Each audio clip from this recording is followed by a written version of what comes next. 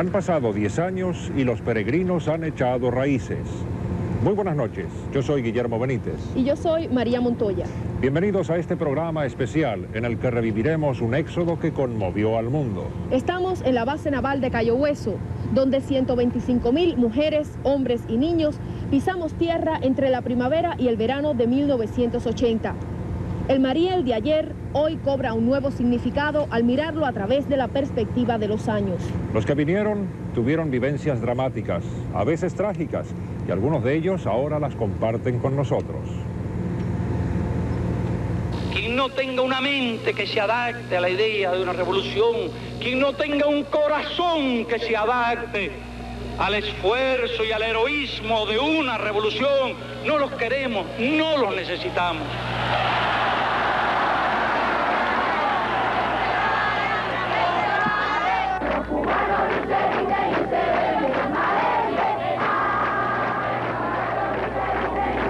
Nosotros llevábamos lo que traíamos puesto, toda la ropa de nosotros la dejamos allá para la gente que se quedaba. Pensaba que el hijo mío iba a salir conmigo y al momento de salir me dijeron que no podía salir. Y yo no podía quedarme, tenía que irme. Cuando salí de migración para Mosquito, que me llevaban en la guagua, la ventana estaba como media abierta y tiraron un huevo y me rompió aquí la frente, que tengo una marca todavía, y siguió y vino a romper el huevo a mi abuela, que estaba como a 2 asientos después que yo. No podías moverte porque eran perros pastores alemanes de este tamaño. Si te movías para aquí, los perros te perseguían. Que yo creía que eso no era un lugar para personas, ¿ves? Porque es que yo miraba hacia los lados y aquello parecía como un infierno. Yo pensé que era ir, recoger a los familiares y regresar enseguida. Yo cuando vi aquello, yo como que me llevé así la impresión más triste que yo me pude haber llevado en mi vida. Entonces que estaba esperando, decía, ay, 5 barcos, qué bueno. Ay, quedan 3, no puede ser el mío, yo estoy aquí, no me voy a ir ya. Era una tortura ver el periódico todos los días, comprar el Granma por la mañana, esperar cuántos barcos quedan en Mariel. Y usted se monta ahí. Yo creo bien de que ese barco traía 300 personas. A las 2 el barco zarpó y a las 3 en punto se desató una tormenta, que eso fue horrible, pero horrible. Yo pensé que nosotros no llegábamos aquí, vivo. Mi esposo me amarró una silla y me dijo, ya este es el final. No podemos contar, olvídate del niño y olvídate de todo, solo reza. Cuando yo estaba en el agua, yo lo único que yo hacía era gritar y gritar y gritar para que nos ayudaran, para que alguien nos viniera a rescatar. No le tienes miedo a la muerte en ese momento. No sé si es porque estás cerca de ella, pero sí por la hija tuya. Cuando tú sientes en peligro a tus hijos, tú sientes un miedo horrible. Nosotros tuvimos la suerte de que no nos hagamos.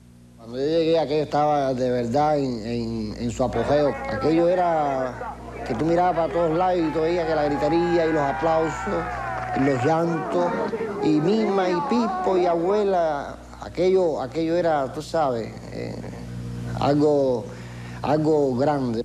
Empecé a ver los carteles que decían el último de Cuba que salga de Cuba para que apague las luces. Y yo decía, se han ido tanta gente de Cuba. Nosotros. El señor Mario Santana, la familia está lista. No llores, no llores, no llores, no. El señor Luis Prieto Valdés. No llores, hija. Hace 10 años que yo también pisé estos muelles como parte del éxodo Mariel Cayo Hueso. Aún recuerdo que en mí, como en los demás, se mezclaban la alegría por la meta alcanzada con la confusión de los momentos recién vividos y la incertidumbre por un futuro incierto. Para la mayoría de los refugiados, el llegar a costas de la Florida significó el fin de muchos problemas, pero también el comienzo de otros. Al fin habíamos alcanzado la ansiada libertad, pero algunos continuarían pagando un precio muy alto por ella, aún en la nueva tierra. La muerte fue el símbolo más estremecedor de la lucha de los refugiados del Mariel. La tragedia de una niña de 14 años que perdió a sus padres, sus 2 hermanas y su abuela en la travesía conmovió al mundo. Hoy, Ibis Jiménez visita por primera vez las tumbas sin nombres de sus parientes en Cayo Hueso.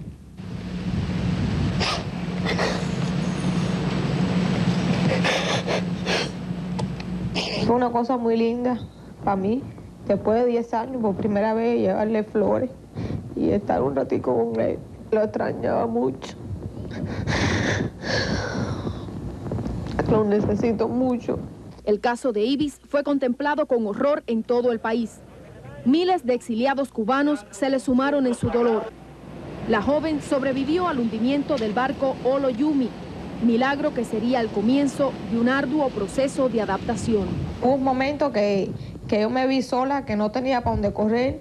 Hubo personas que sí, que me ayudaron, me dieron una mano, pero hubo otras personas que me vieron la espalda. Ibis es un ejemplo extremo de las vicisitudes de los refugiados en la nueva tierra. Las autoridades confirman más de 25 muertes en el puente marítimo.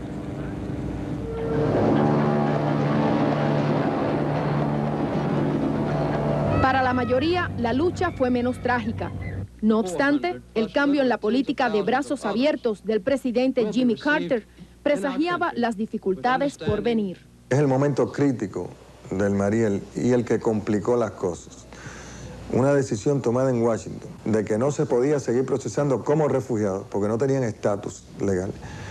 Todo se paralizó. De ser tramitados en Miami, cerca de familiares y amigos, los recién llegados pasaron a remotos campamentos militares, como el de la base aérea de Eglin, aquí en la Florida, Indiantown Gap, en Pensilvania, y Fort Chaffee, en Arkansas. La vida en Fort Chaffee era relativamente tranquila, al principio normal. Estábamos como si fuera en la base Cron, estábamos como si estuviéramos retenidos, pero se prolongaron precisamente la salida. Las demoras en los trámites, la hostilidad de racistas y la incomprensión oficial provocaron los primeros motines de refugiados.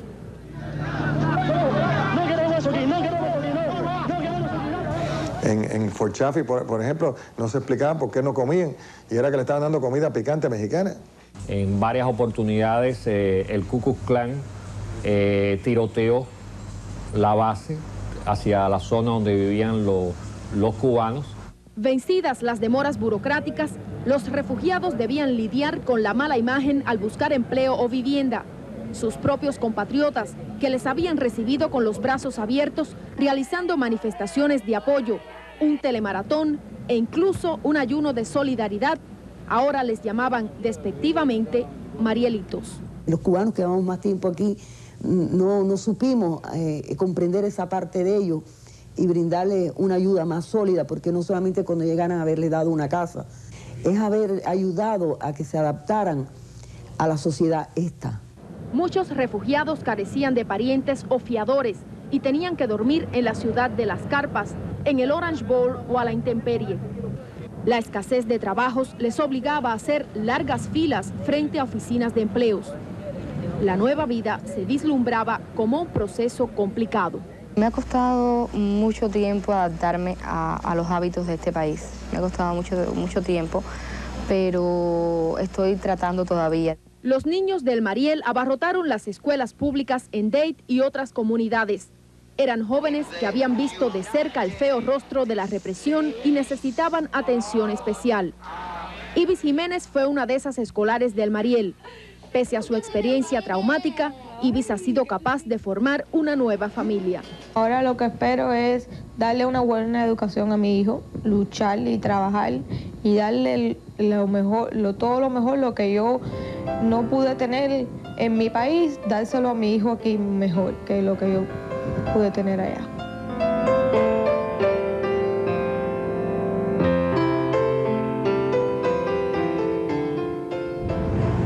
Bueno, María, nadie mejor que tú para hablar sobre este tema porque tú fuiste una de las protagonistas del éxodo Mariel Cayo Hueso y también una de las más de 10.000 personas que se asilaron en la Embajada del Perú. Sí, Guillermo, y realmente el hecho de haber estado 11 días en la Embajada del Perú fue la experiencia más increíble y quizá la más dramática que pueda yo haber vivido, como estoy segura que también lo fue para cada una de las personas que estuvo allí, algo que realmente se convirtió en un acto de disidencia totalmente masivo y totalmente espontáneo. Y precisamente los sucesos de la Embajada del Perú fueron el gran detonante para el puente marítimo Mariel Cayo Hueso.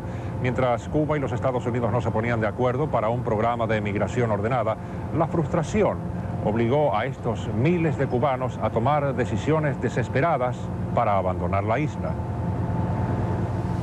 Los cubanos irrumpieron en los 80 con el mismo anhelo de emigrar, pero con menos opciones para hacerlo. Una era el ingreso a la fuerza en las bien vigiladas embajadas, como la del Perú, método temerario que consistía en derribar una cerca con un vehículo. Principalmente a la embajada de Perú y a la embajada de Venezuela, que eran embajadas donde se sabía que te concedían asilo. Por ejemplo, en la embajada de México, el que se asilara era como asilarse en seguridad del Estado. Yo entré a la embajada el 17 de enero de 1980. Entramos en el ómnibus, 12 personas, 6 niños y 6 adultos. A las 4 de la tarde del 1 de abril, otro ómnibus penetró violentamente en la embajada peruana en el barrio habanero de Miramar. Los custodios cubanos abrieron fuego, hiriendo a 3 ocupantes del autobús y matando a un compañero. Después de la muerte del soldado Pedro Ortiz Cabrera, las postas cubanas fueron retiradas de la sede diplomática de Perú. La idea era humillar a los diplomáticos peruanos, permitiendo el ingreso de decenas de personas, incluyendo delincuentes. El problema es que los diplomáticos del Perú deciden subirle la parada y dicen, bueno, entraron 500, que entren 1000, que entren lo que sean. En solo 36 horas, 10.865 cubanos buscaron refugio en la embajada. Llegaban de distintos puntos de La Habana y otras provincias. Fue un país sin condición ninguna, sin comida, sin nada, y cuando llegamos allí esperamos que lo que iba a haber era, no sé, 100, 200, 300 personas, pero aquello era una manifestación. En la cerca le gritábamos a los coroneles. Me recuerdo que un día que fue Ramiro Valdés allí, la gente le gritaba delincuente, descarado, o sea que ya había libertad. La situación se le escapaba de las manos al gobierno, que organizó masivas manifestaciones de repudio contra los refugiados.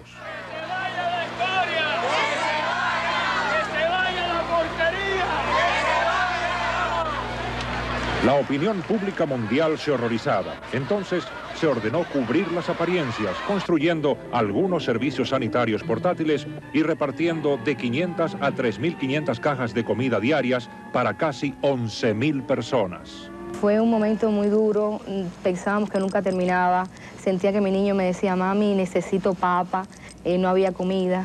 La gente se encaramaba en la mata, se las comían y empezaron a sancocharlas en latas. Cuando se acabó aquello, la gente acudieron entonces a las hojas. Las presiones y los insultos a los diplomáticos peruanos no resolvían la situación. ¿Usted piensa de esta situación? Bueno, la situación se dice por los mismos hechos, solamente es suficiente observar. Los actos de repudio recordaban al mundo las manifestaciones antijudías en Europa.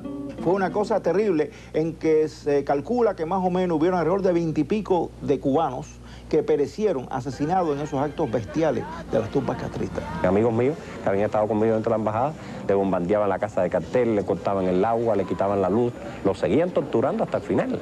Se apeló entonces a un participante en el diálogo entre Fidel Castro y 75 emigrados 2 años antes. Ese proceso había permitido la visita a Cuba de miles de exilados, contribuyendo al descontento popular. Napoleón Vilaboa, excombatiente anticastrista, tenía buenas relaciones con la policía cubana y fue llevado a la presencia de su antiguo enemigo, Fidel Castro. Yo le planteé que lo único que se podía hacer para poder sacar a esa gente de allí era una especie de camarioca, es decir, un puente marítimo en que los cubanos del exilio fueran a recoger a esos compatriotas anticomunistas. El primer grupo de refugiados, sin embargo, viajó por avión a Costa Rica, donde recibió una calurosa bienvenida del entonces presidente Rodrigo Carazo, recepción que no convenía a la imagen de la revolución. Las condiciones quedaban establecidas para el histórico éxodo del Mariel. El último refugiado en la Embajada del Perú la abandonó hace apenas un año y hoy destaca una ironía. De los 3 grupos que entraron, es decir, un grupo en cada ómnibus, la mayoría aún están en Cuba. Los mantienen todavía en el stand-by. Ni viajan por vía Perú, ni pueden viajar por otra vía porque Cuba no les da permiso. Otros cubanos que iniciaron los sucesos de la Embajada del Perú se encuentran aún en Perú sin haber logrado su objetivo de venir a los Estados Unidos. Y 3 de ellos, irónicamente, han logrado llegar a este país, pero actualmente se encuentran detenidos en el campamento de detención de inmigración en la avenida Chrome, aquí en Miami. Lázaro Caballero Rodríguez, Lázaro Ayesta Valdés y René Córdoba han sido declarados como excluibles por el gobierno de los Estados Unidos por haber viajado desde el Perú sin la documentación adecuada. Y cuando regresemos, pasaremos revista a la situación de muchos de esos cubanos entrantes por el Mariel que actualmente se encuentran detenidos en cárceles federales en este país y cuál es su situación actual. Y también veremos la historia de dos jovencitos que llegaron por el Mariel solos, sin sus familiares.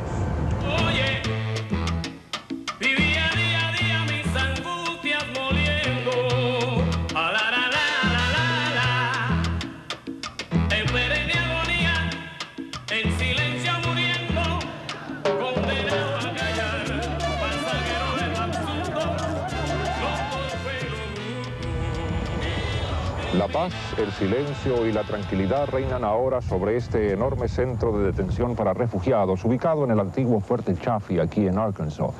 Pero el paso de los años no ha logrado borrar ni las tensiones ni las causas de algunos de los motines más dramáticos en la historia carcelaria de este país.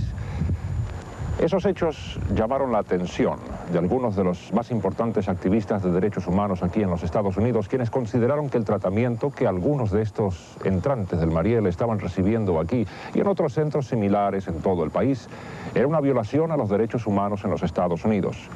Y Lourdes Melusá nos habla ahora sobre la precaria situación en la que aún viven millares de los llamados excluibles del Mariel. 85 fue empezar a fumar piedra, porque fue una fiesta y vi a la gente fumando y quise fumar, no porque nadie me empujó, porque aquí nadie obliga a nadie a hacer nada. Vaya, horrible, me tenía loca. Yo iba a las tiendas y robaba perfume, jabones finos, ropa y las cambiaba por la piedra. María Diana Rodríguez, de 27 años, está presa desde el 87. Después de cumplir en la Florida su sentencia por robo y posesión de cocaína en piedra, fue detenida por el Servicio de Inmigración y trasladada a esta prisión federal de máxima seguridad en Abbeville, Luisiana. Ahora cumple un tiempo indefinido. La causa, haber llegado por el puente del Mariel. Esta es su primera visita de contacto. Sale de su celda 2 horas a la semana. Sí, señor. No estoy seguro que yo no puedo irme para la calle esta vez. Tendré conformidad y seguir esperando, que yo sé que algún día yo saliré de aquí. Mi vida está completamente cambiada y yo no quiero saber de nada malo que me pueda perjudicar. Su caso está siendo revisado por segunda vez. Esta es la puerta por donde María Diana Rodríguez piensa poder salir pronto.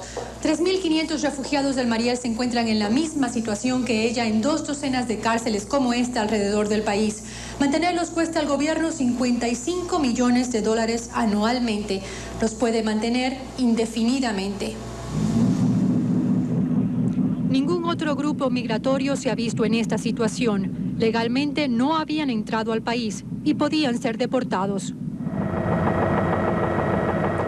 Esto hizo arder las prisiones de Oakdale y Atlanta. Miles se rebelaron cuando se reinstauró el acuerdo migratorio que permitía su deportación a Cuba. El gobierno accedió a revisar sus casos. Hoy las deportaciones continúan, aunque no por mucho tiempo más. Para ser repatriados, los detenidos deben estar en una lista secreta de 2.746 personas aprobadas por Cuba. Un funcionario del gobierno Bush nos reveló que solo restan 500 nombres en esa lista. Y el vocero de Inmigración aseguró que no hay negociaciones en estos momentos con Cuba para lograr que se aumente el número de detenidos que puedan ser deportados. Después de los motines de Oakdale y Atlanta, Inmigración ha liberado a más de 3.000 detenidos y deportado a unos 190. 3.500 cubanos del Mariel cumplen condenas por crímenes cometidos en este país y 2.600 cubanos están detenidos por inmigración. Pero quienes negociaron el fin de los motines no están del todo satisfechos. El Departamento de Inmigración y el Departamento de Justicia siguen procesando estos casos. Sin embargo, el porcentaje de personas que son puestas en libertad ha ido reduciéndose enormemente en los últimos meses. Alega que los amotinados recibieron una revisión más completa que los actuales detenidos. Por otra parte, el abogado Gary Lishow de Atlanta denuncia el continuado encarcelamiento de docenas de enfermos mentales. Dice que es desafortunado que el gobierno continúe tratándolos como si no estuvieran aquí. Aquello fue lo más cruel y lo más lo más inhumano que se puede. Ricardo Castillo estuvo preso en Atlanta después de cumplir una sentencia por intento de distribución de marihuana. El 20 de mayo del año 85 se rompió el tratado entre Cuba y Estados Unidos. Y el 17 de junio, según tengo entendido por los papeles que me mandaron y lo que me habían dicho los oficiales ahí, yo me iba para Cuba. Al no poder deportarlo, lo trasladaron a El Paso, Texas. Yo dije, no, ahora no me pueden deportar porque no hay un tratado todavía. Pero cuando haya el primer tratado me van a deportar. Porque yo quedé pendiente, como aquel que dice, ¿ves? Y yo tengo que buscar la manera de salir de aquí. Y un día escapó por la puerta principal. Durante 3 años trabajó en Miami y se casó. Ibis estaba embarazada cuando sufrieron un accidente automovilístico. Ibis fue a dar al hospital y Ricardo a la cárcel. Él cometió un delito una vez, pero aquí todos somos humanos y nadie estamos libres de cometerlo. Entonces él pagó por ese delito. ¿Por qué una persona tiene que pagar toda una vida por una cosa que... ¿Por qué? Porque está fuera de su país. Hace unos días las autoridades le dieron libertad condicional, pero un nuevo error resultaría en cárcel indefinida o deportación. Yo le pedí a Dios que por favor, si Él existe de verdad, que me concediera mi libertad. Para estar junto a mi esposa, tú sabes, y para condenar que el bebé mío. Y así fue. ¿Ves? El mismo día, Viernes Santo, me soltaron. El 28 de abril, Ricardo pudo ver nacer a su primer hijo, Christopher Michael, la primera promesa de un futuro.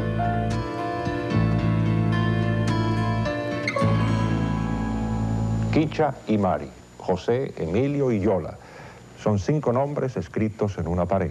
5 nombres que formaron parte de los más de 25.000 entrantes del Mariel que fueron alojados en este centro de detención.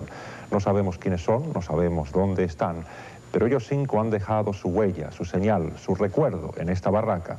Y la odisea del Mariel fue tan dramática que aún se ignoran capítulos completos, como por ejemplo el capricho o el ensañamiento del gobernante Fidel Castro, quien obligó a salir de la isla a miles de niños y jovencitos cubanos, muchos de ellos solos, sin la compañía de familiares o ni siquiera de sus padres.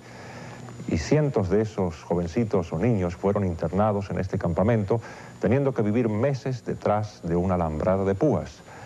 Bernadette Pardo nos trae ahora la historia contrastante de 2 jovencitos que llegaron a Estados Unidos solos y cuyas vidas han tomado rumbos muy diferentes.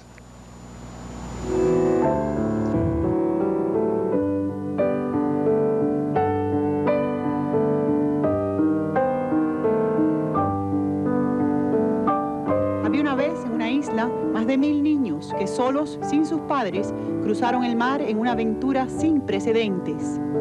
Mira, niño, no mire para abajo, porque si mira abajo te da mareo y vomita. Mira así para allá, para el frente, lejos para allá. Y entonces yo lo hacía así. Lo hice como una cosa de aventura. Cuando me di cuenta que lo que había pasado, que estaba aquí solo, me fue muy difícil el alejarme de mi familia. Hoy, 10 años después de la increíble travesía, ya no son niños. Muchos nunca pudieron serlo. Gilberto Isa Echevarría espera con desesperación su inminente deportación a Cuba, en la prisión federal de Taladega. Nunca ha conocido la libertad que busca desde que era niño. A los 12 años, Gilberto trató de cruzar la bahía de Guantánamo, pero no logró escapar y fue sentenciado a 3 años de prisión. De los 3 años cumplí 1 año y 6 meses. En 1980, cuando tenía 16 años, el éxodo del Mariel cambió su vida. Cuando yo en mi casa, llegaron la policía y le dijeron a mi mamá, aquí vive Gilberto Isa Echevarría, y se llama así el hijo mío. Dice, bueno, nosotros tenemos una orden de que él tiene que abandonar el país.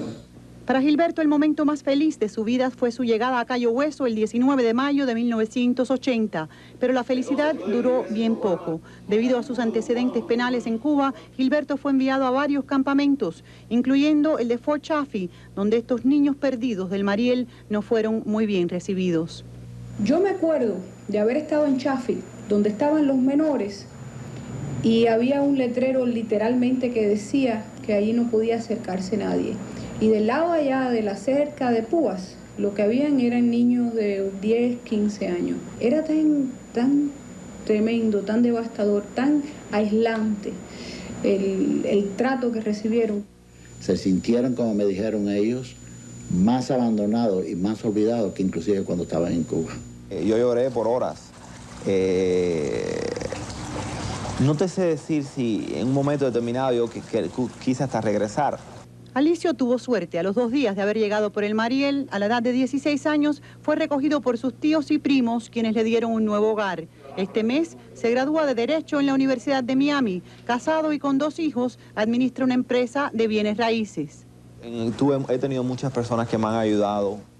Mientras Alicio se abría paso con éxito, Gilberto iba de reja en reja, rechazado por todos, condenado en efecto a prisión perpetua. Empezaron a rechazarlo en el caso de estos mismos niños, porque había muchos que eran mulatos, otros eran negros.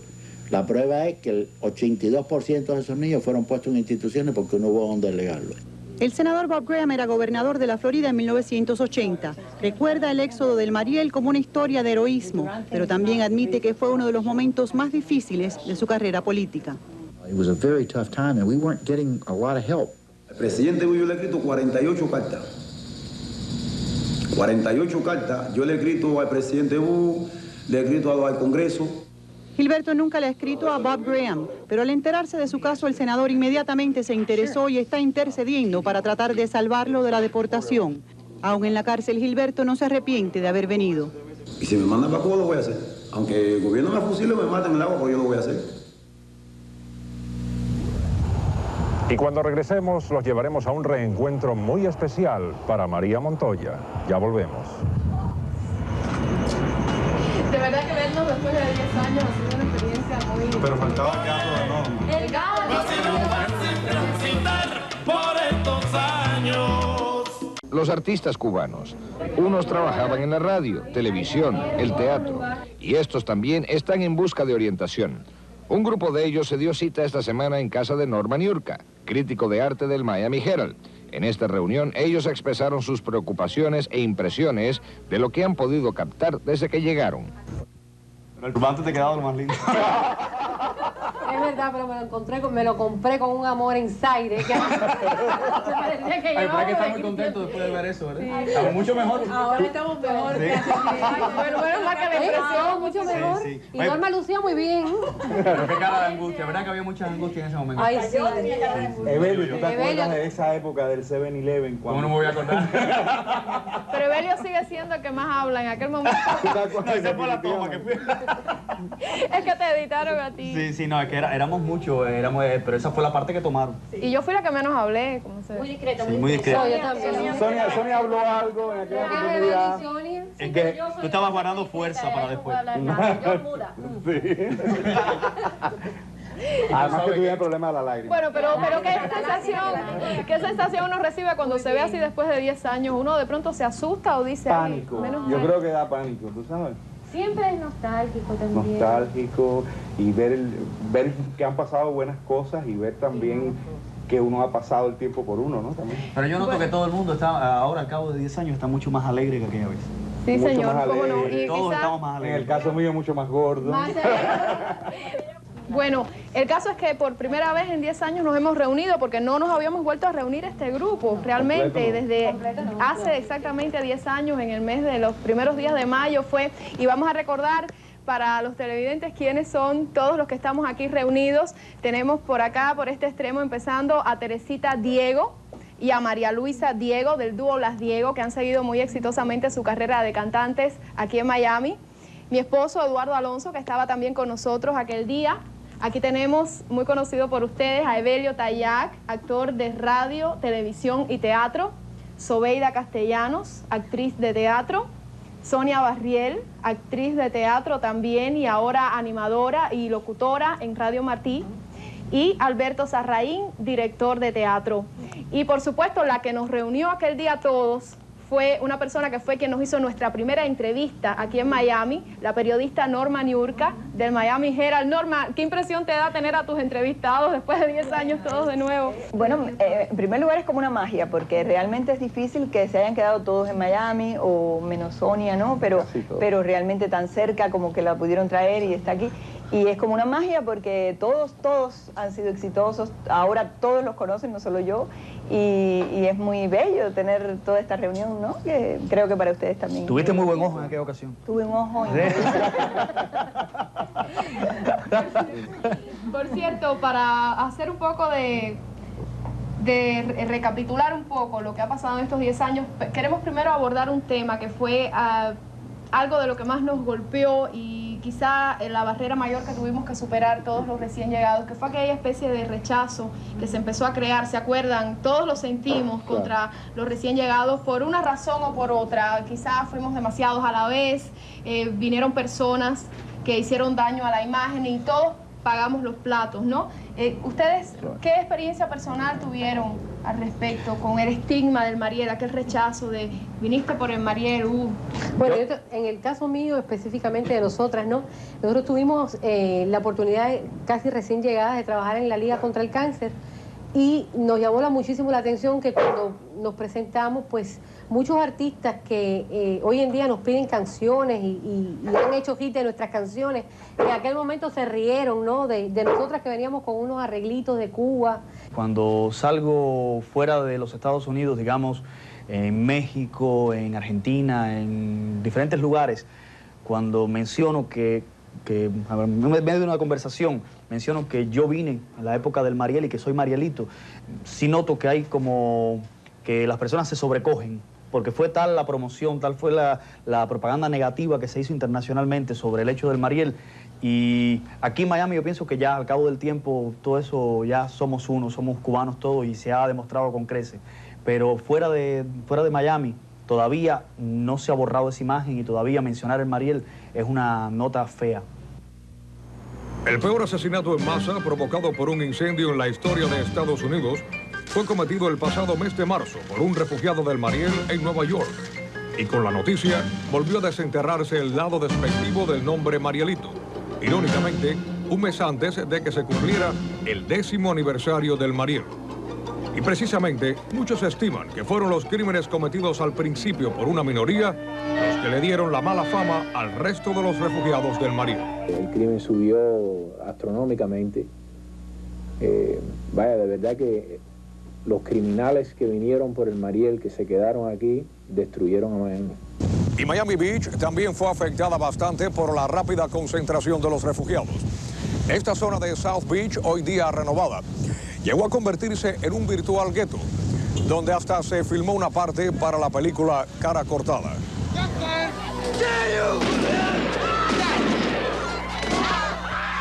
Escenas como estas recorrieron el país, solo para empeorar la ya deteriorada imagen de los refugiados del Mariel. Y la cobertura de la prensa sobre los crímenes dejó fuera la buena imagen de los demás. Todos los editoriales, no solamente del Miami Herald, de otros periódicos, compramos un poco la mala publicidad que nos vendió Fidel Castro. Fidel Castro decía que esta gente era escoria. Fidel Castro decía que eran criminales y locos. Y mucho de eso se fue repitiendo y repitiendo y repitiendo y repitiendo hasta tal punto que creamos esa realidad. También contribuyó el arribo en masa en tan poco tiempo, a diferencia de los pequeños grupos de éxodos anteriores. La cadena de razonamiento es algo así. Llegan miles de personas a Miami. Aquí no hay vivienda, aquí no hay trabajo, aquí no hay dinero. Vamos a tener problemas muy grandes, por lo tanto, estas personas son malas. Y de esta manera pagaron justos por pecadores. Mercedes Pérez fue rechazada por otros estudiantes por ser del Mariel. Lo más triste fue que los mismos cubanos que llevaban tiempo aquí fueron los que estaban en contra de nosotros, nos decían refugee. Marielito, refugee. Te duele.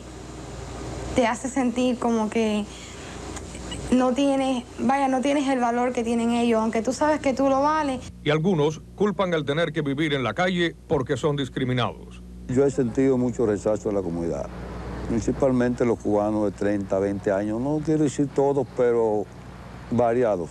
Lo hay que a veces uno va a buscar el trabajo y entonces pues la palabra del Mariel parece que es un golpe para ellos inmenso. Estas cosas no se borran de un día para otro, toman tiempo de borrarse, ¿verdad? Pero lo significativo es que hay personas que definitivamente se sienten orgullosas de decir que son marielitos. Luego quiere decir que el aspecto ese negativo no es lo que prevalece.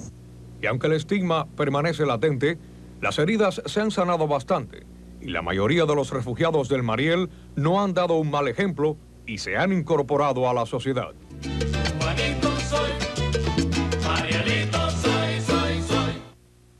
Después de tantos años, que creo que la pregunta sería si hemos logrado nuestras expectativas o nos hemos quedado por debajo de ellas, si nos sentimos ustedes ustedes todos contentos con lo que han logrado en 10 años o si no lograron lo que querían. ¿Cómo? ¿Tú específicamente has logrado lo que tú querías, lo que tú soñabas? Yo he logrado más de lo que yo esperaba y además totalmente diferente. Sí te puedo decir que lo que yo he logrado no era ni remotamente lo que estaba en mi mente hace 10 años. Yo pensaba que yo tenía que actuar siempre, actuar nada más. Me di el gusto de actuar y he actuado, pero nunca me pasó por la mente que yo iba a estar haciendo lo que estoy haciendo ahora.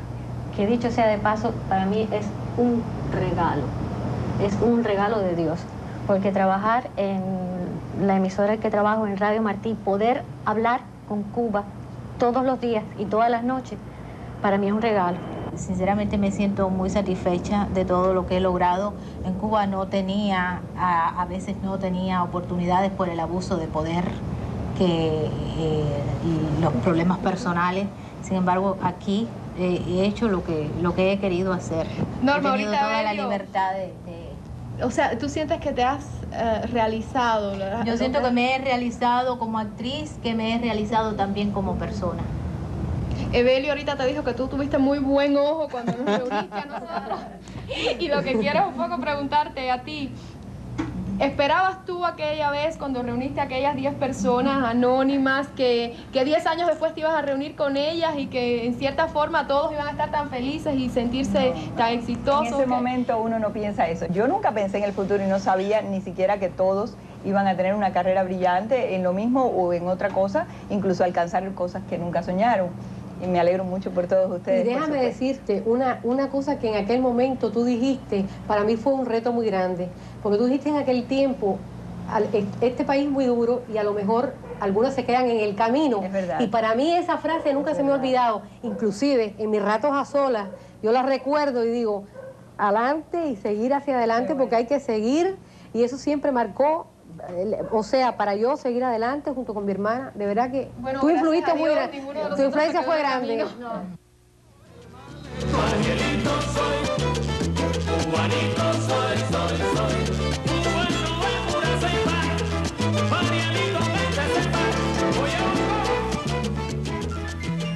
Las artes siempre han formado una parte importante de la cultura cubana, del sentir de los isleños, de nuestras costumbres, de nuestras expresiones. Un ejemplo es el tema de este programa especial que ha sido creado y compuesto por un grupo de jóvenes cubanos.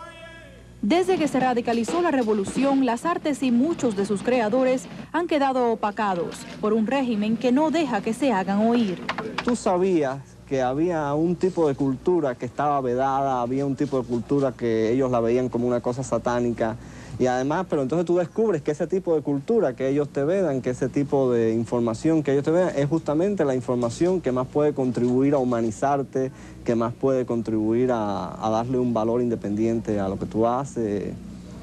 Entonces uno al final pues te das cuenta que justamente lo que la revolución te está prohibiendo es tu propia idiosincrasia, tu humanidad, en fin, que te están cortando las alas. Las personas más inteligentes de Cuba, ellos sabían bien claro y saben bien claro que cualquier persona que tenga talento y se respete a sí mismo, se quiere ir de allí, porque el arte allí no interesa para nada.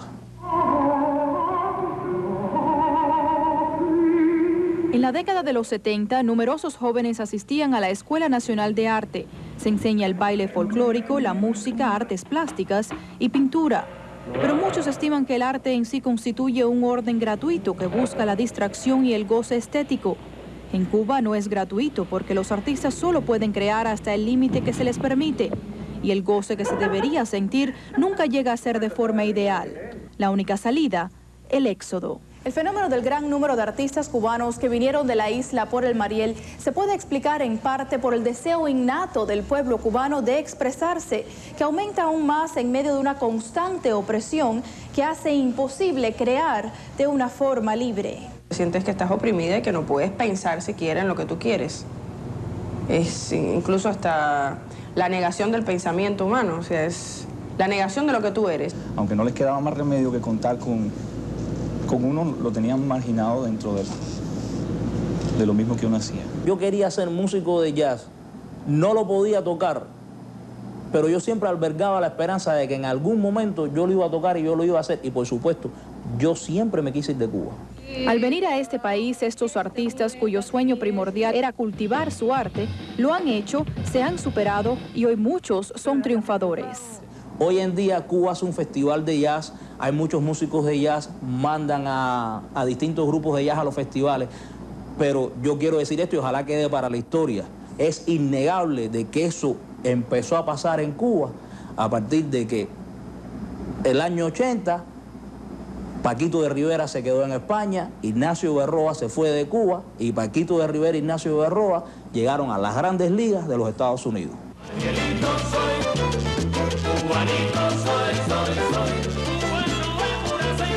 Ignacio Berroa hoy viaja el mundo como el baterista de Dizzy Gillespie, el hombre más importante en el jazz moderno de este país.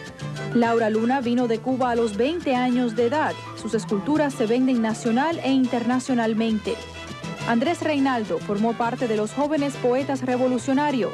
Hoy es escritor del Nuevo Herald con su propia columna y fue ganador del premio Letras de Oro de la Universidad de Miami.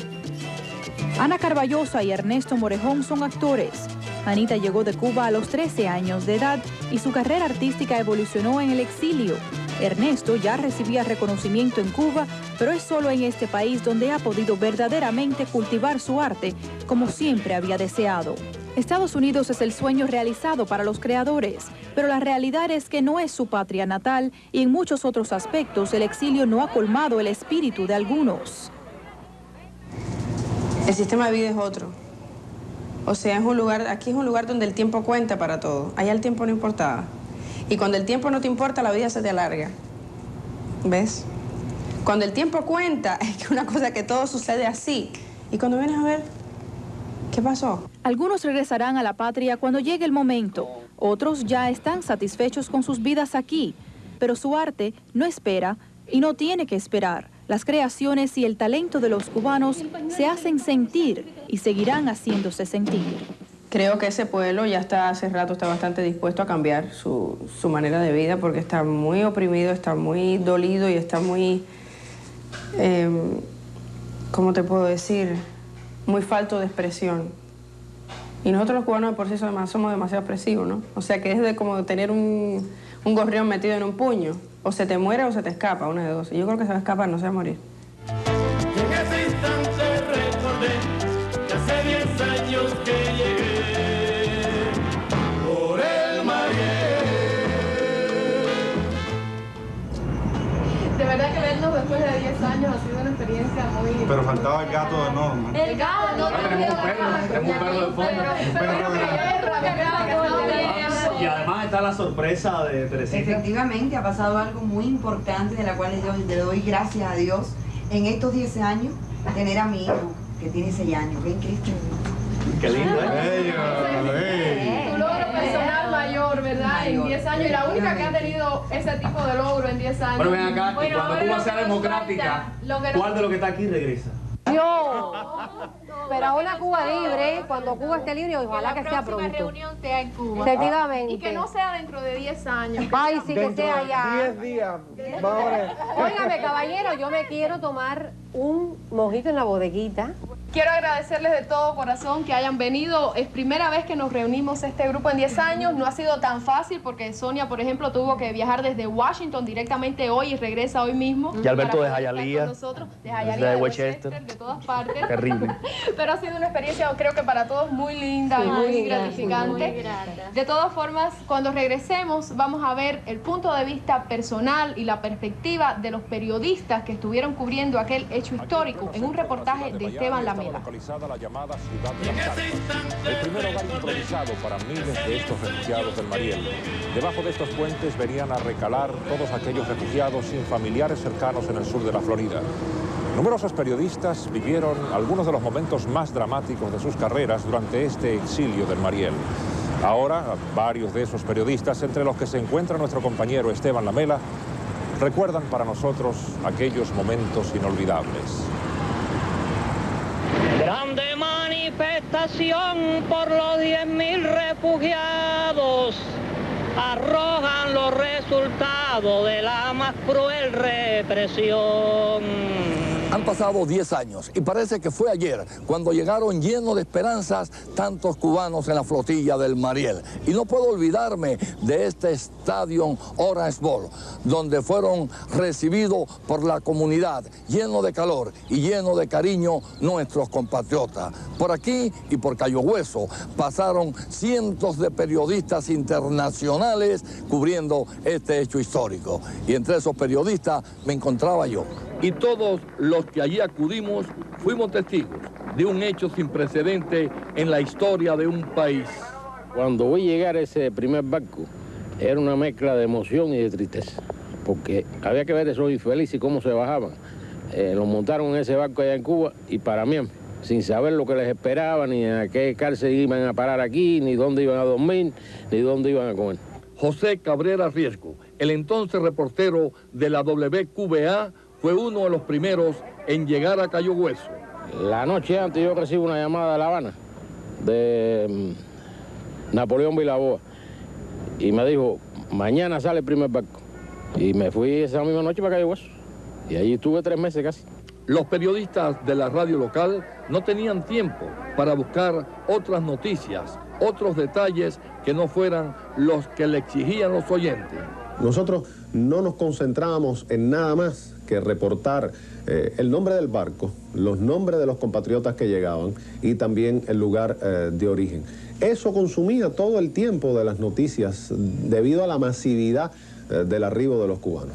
La emoción del momento no permitía a muchos periodistas valorar el acontecimiento. 10 años después vemos aquello como uno de los sucesos más impactantes en la historia de Cuba. Directores de cines fueron a filmar escenas que más bien parecían de ficción. La alegría y el dolor se unían, como si fuera un argumento escrito para conmover al público. Yo creo que el arribo de los cubanos, la llegada de ellos, esa emoción de tocar otra tierra y sobre todo la oportunidad de expresarse por primera vez fue lo que más me impactó a mí y fue lo que hizo en sus propias palabras una película en ese sentido conmovedora. Las primeras planas de los periódicos estaban dedicadas a la flotilla del Mariel. Diariamente se publicaban reportajes y artículos sobre los recién llegados. Yo estaba allí desde el primer barco que llegó y fue muy impresionante. La emoción era una cosa muy grande de ver toda aquella gente que llegaba de Cuba en busca de libertad, pero también de ver cómo aquella gente a las que yo entrevistaba y le tomaba su edad y sus rasgos y sus generales, pues eran personas que en muchos casos eran más jóvenes que yo y se veían como viejos. Fue un hecho que nos tocó a todos un poco y nos dejó una huella ejemplarizante. Vi de primera mano el sufrimiento de mucha gente y uno cambia con esa experiencia. Yo no soy el mismo después de esos 3 días en el puerto de Cayo Hueso. Uno se relaciona de una manera diferente ante el dolor humano y te hace una persona, si no mejor, por lo menos menos mala. La 10ª, rica manifestación musical del pueblo cubano, también estuvo presente en la flotilla del Mariel, hablando del dolor que produce abandonar la patria y de la alegría de encontrar tierras de libertad. Grande manifestación por los 10.000 refugiados arrojan los resultados de la más cruel represión. Perú, tu sede mansión, cuenta la tragedia humana de un Viernes Santo en La Habana, principio de la victoria, en que se escribe la historia de nuestra patria cubana. Regresamos en solo un momento con la conclusión de este programa especial sobre uno de los exilios masivos que más ha conmovido a la historia del mundo.